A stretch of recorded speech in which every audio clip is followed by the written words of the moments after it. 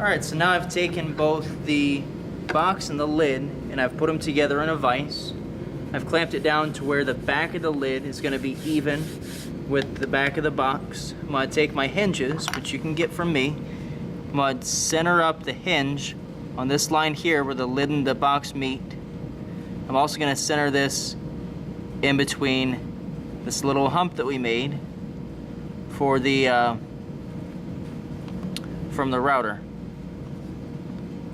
Just going to mark the centers of each of these with a little dot.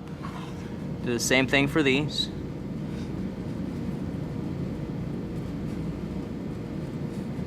This is where I want the screw to go.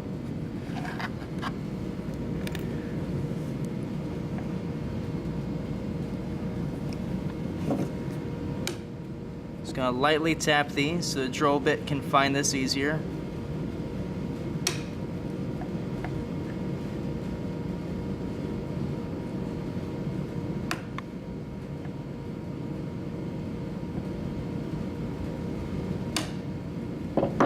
We're going to take our drill and going straight up and down. We're going to set it right there on top of that hole.